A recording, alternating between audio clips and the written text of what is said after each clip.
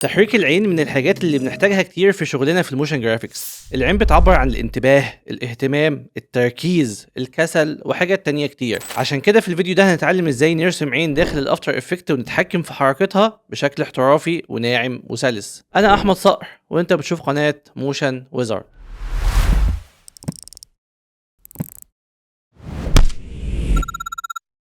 اول حاجه هنعملها هندوس كنترول واي وبعد كده هندوس اوكي عشان خاطر يبقى عندنا سوليد بالشكل ده. بعد كده هدوس كنترول ال عشان خاطر اعمل لوك للباك جراوند بتاعتي. بعد كده بدوس على حرف الجي من الكيبورد او بختار من هنا علامه البن تول. ادوس على حرف الطه عشان خاطر افتح التايتل اكشن بتاعي. بعد كده هقف هنا وادوس اول نقطه عندي. بعد كده هدوس شيفت عشان خاطر الخط يطلع معايا مستقيم وادوس من الناحيه التانيه نقطه تانيه. وقبل ما اسيب ببدا اسحب بالشكل ده لحد ما الشكل بتاعي يوصل لحد النقطه دي بتاعه التايتل اكشن بحيث ان الشكل يطلع معايا مستقيم. بعد كده هدوس هنا لما علامه البين تول يبقى تحتها دايره بالشكل ده. وبعد كده ادوس عشان الشكل يقفل معايا. طيب انا دلوقتي الشكل طبعا طلع معايا مش مظبوط.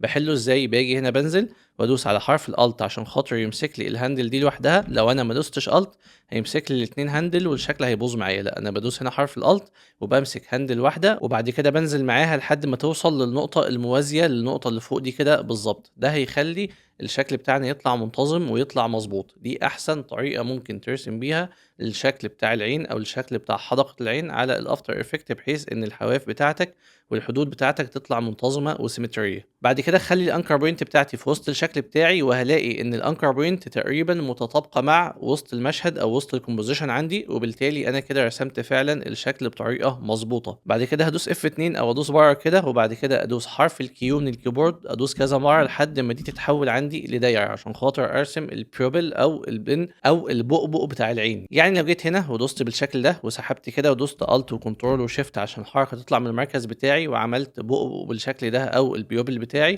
بعد كده اخلي لونه يكون لون مثلا اسود او جري شويه بالشكل ده. بعد كده هدوس اوكي. طبعا هاجي برضو هنا عند الاين اخليه يبقى في وسط المشهد بتاعي بالظبط بحيث ان هو برضو يبقى في وسط الحدقه بتاعتي وتبقى العين بتاعتي ماشيه بشكل منتظم. طبعا انا ممكن احتاج اكبرها شويه عشان يبقى حجمها معقول. فهاجي هنا عند الالابس تول بعد كده اجي عند الالابس باث بعد كده اروح مزود دي شويه بحيث ان هو حجمها يبقى معقول سنه. ما عملتهاش ليه من السكيل؟ عشان خاطر لما اجي احب اتحكم في السكيل بتاعي او احط فيه كي فريمات معينه زي ما احنا هنعمل دلوقتي يبقى ال100% بتاعي هو الحجم المظبوط. ما اقعدش اتلخبط وافتكر هو كان كام وانا خليته كام وهكذا. فلما يكون عندي شيب لاير اقدر اتحكم في السايز بشكل احسن وابعد عن السكيل دلوقتي واخلي السكيل لو انا حبيت اتحكم في الحركه بتاعه ان انا عاوزه يظهر من الاصغر للاكبر وهكذا. طبعا موضوع الشيب لاير بالذات من الحاجات اللي احنا مهتمين بيها جدا هنا في القناه وعملنا عليها فيديوهات كتير جدا لان اتقان الشيب لاير بيخليك تتقن الافتر افكت فعلا بشكل قوي جدا. بعد كده هدوس ام من الكيبورد عشان اعمل كولابس لللاير بتاعتي. بعد كده هقف على الاثنين لاير وادوس الت شيفت اس عشان خاطر احط كي فريمات عندي في السكيل. وبعد كده اجي بعد ثانيه او ثانيه وخمس فريمات مثلا وبعد كده احط نفس الكي فريمات بتاعتي. بعد كده اجي في الاول واخلي الاثنين دول 0%.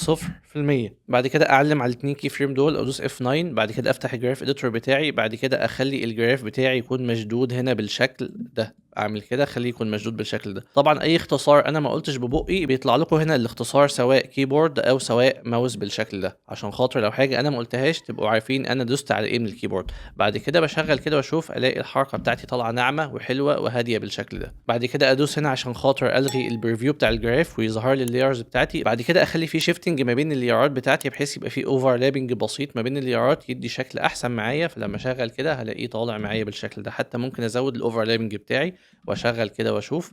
لا، نخليه احسن يبقى حاجه بسيطه خالص عشان خاطر البؤبؤ بتاع العين ما يجيش في حته معينه ما يبقى الظاهر خالص. فاشغل كده واشوف كده بالنسبه لي ممتاز جدا. بعد كده تاني حاجه معايا ان انا بس اقف في الاخر هنا بحيث ان الشكلين يكونوا ثبتوا معايا. بعد كده اقف عند اللاير اللي فوق دي واربطها باللاير اللي تحت هنا. طبعا احنا اتكلمنا عن كل خصائص الافتر افكت في الفيديو اللي فات. عملنا فيديو طويل بيتكلم عن الاساسيات عشان لو حد حاسس ان حاجه زي كده ممكن تكون صعبه بالنسبه له. بعد ما ربطت اللاير دي باللاير اللي تحت ابدا دلوقتي اعمل انيميشن لللاير اللي تحت. طبعا انا ربطتهم بحيث ان انا لو عملت اي حركه بسيطه في البوزيشن لللاير اللي تحت اللي هي الاساسيه التانية تتحرك معاها اللي هي اللاير بتاعت بؤبؤ العين. طيب دلوقتي بس هدوس الت وبعد كده اعمل سكرول عشان خاطر اصغر عندي التايم لاين بتاعي. بعد كده اجي بعد ثانيه، مش لازم بعد ما السكيل يكون خلص خالص، ابدا ان انا اعمل بوزيشن عندي بالشكل ده، بوزيشن بسيط خالص عشان ابدا اهيئ الحركه او ابدا ان انا اعمل انتسيبيشن للحركه بتاعتي.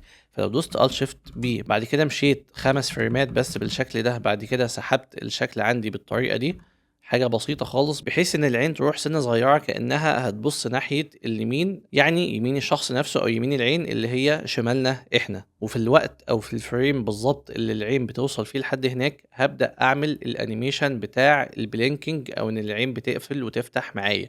طيب ده بعمله ازاي؟ بعمله عن طريق ان انا بلعب في الباث بتاعي. الباث بتاع الايه؟ الباث بتاع الحدقة أو العين الكبيرة اللي هي لونها أبيض. بعمل كده إزاي؟ بدوس يو كده مرتين عشان خاطر يفتح لي الخصائص بتاعتي، أو إن أنا ممكن هنا وأنا واقف على اللاير أكتب كلمة باث يفتح لي الخصائص بتاعة الباث بس. بعد كده أدوس هنا على علامة الساعة بتاعة الباث بالشكل ده. بعد كده أمشي حوالي 6 كي فريم، هدوس كنترول وسهم كده عشان خاطر يمشي لي إيه 6 كي فريمات، هدوس 6 مرات بالشكل ده. بعد كده هحط نفس العلامة، يعني هحط نفس الكي فريم بحيث إن هو الشكل لما يقفل ويفتح هيفتح في نفس المكان. بعد كده ارجع 3 فريمات بالشكل ده. بعد كده هدوس على الباص بالشكل ده. بعد كده هدوس على حرف الفي من الكيبورد. بعد كده همسك الهاندل دي.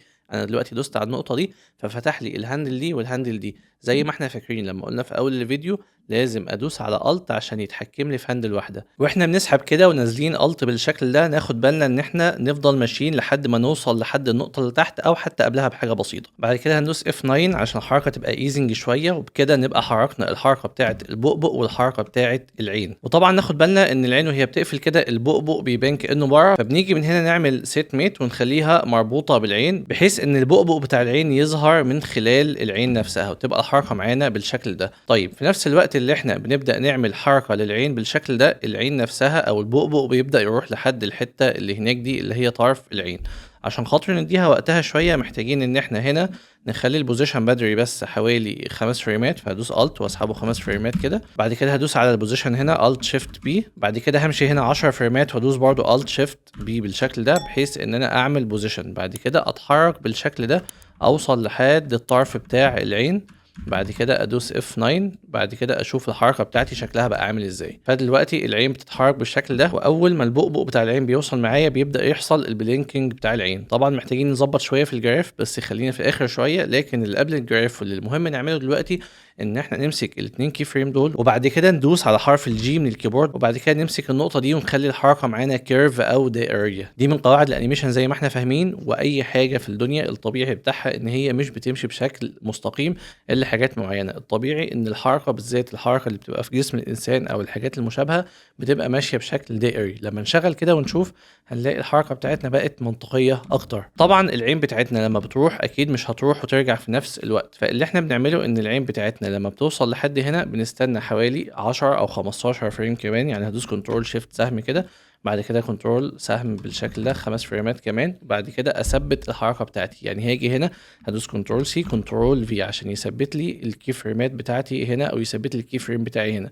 وهنا برضه هدوس كنترول سي كنترول في. بعد كده همشي 10 فريمات كمان وابدا اعكس الحركه عندي. فهاجي عند العين اللي تحت دي وهاخد الكي فريم ده وادوس كنترول سي كنترول في عشان يرجع للاصل بتاعه، بس هزود عليه شويه كمان بحيث ان هو هيبص على الناحيه التانية على طول.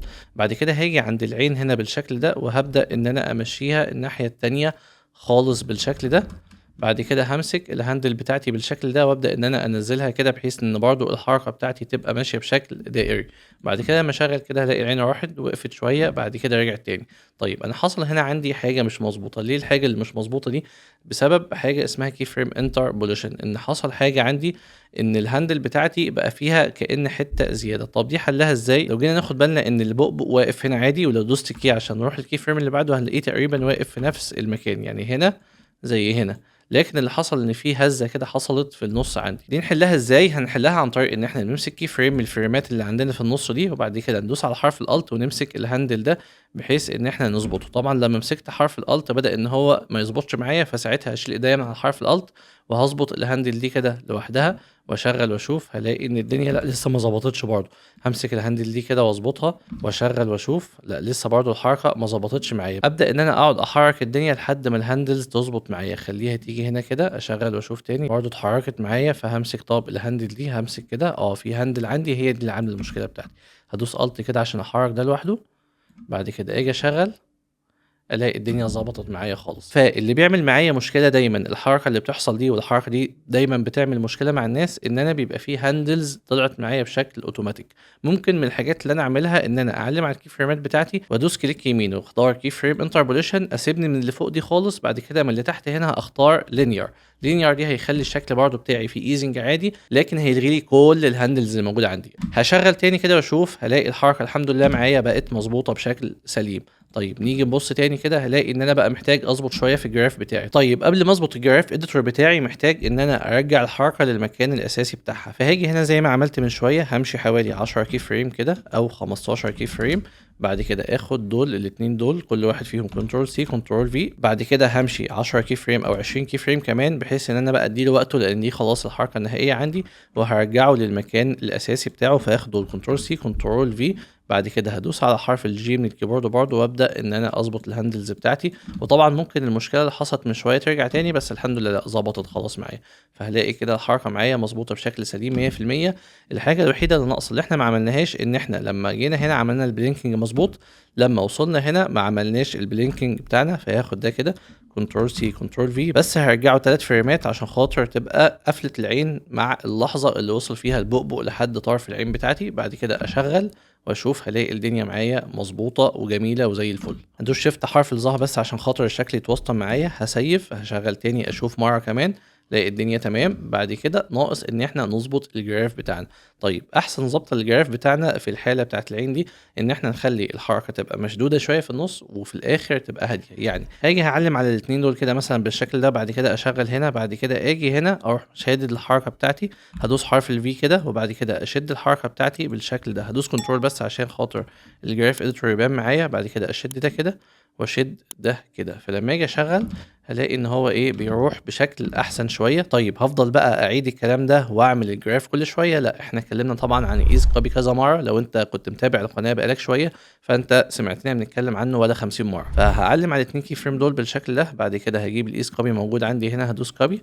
بعد كده هعلم على الاتنين دول وادوس هنا ايز. بعد كده نفس الكلام هعلم على الاتنين دول كده، هدوس ايز، بحيث الحركه كلها تبقى متناسقه وماشيه مع بعضها بايزنج مظبوط. بعد كده اشغل كده واشوف، هلاقي ان الدنيا معايا بقت لطيفه خالص. ناقص بس الكي فريم الاخير ده، انا اديت له فريمات زياده عشان خاطر ان انا اشده بشكل احسن وتبقى الحركه فيه الطف، عشان بعد كده هنكمل اللوجو بتاعنا في المحاضره الجايه ان شاء الله، وهعمل تداخل ما بين حركه العين دي وما بين بقيه اللوجو بتاعي. فهاجي على الاتنين دول كده واخليهم مشدودين على الاخر بالشكل ده، وهاجي على الاتنين دول كده وازوم كده شويه واخليهم برضو مشدودين بالشكل ده.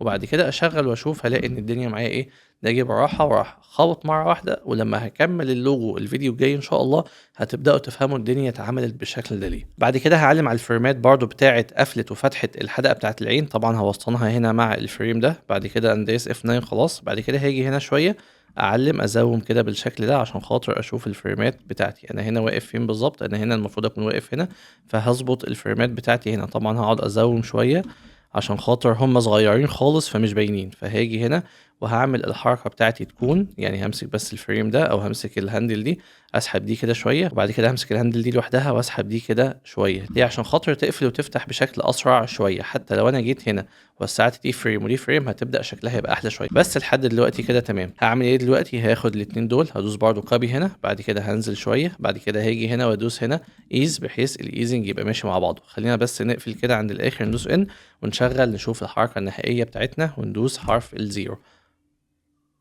طبعا زي ما احنا عملنا في الاول، ممكن اجي في الاخر واعمل نفس السكيل اللي اتعمل، ادوس هنا Alt Shift S وهنا Alt Shift S. بعد كده هدوس بس على حرف الاس هنا عشان خاطر يجيب لي الكي فريمات بتاعه البروبرتس بتاعه السكيل. بعد كده همشي هنا حوالي 20 فريم وابدا ان انا اصغرهم تاني بالشكل ده. طبعا ده صغير لوحده، هعلم على الاتنين مع بعض واصغرهم بالشكل ده.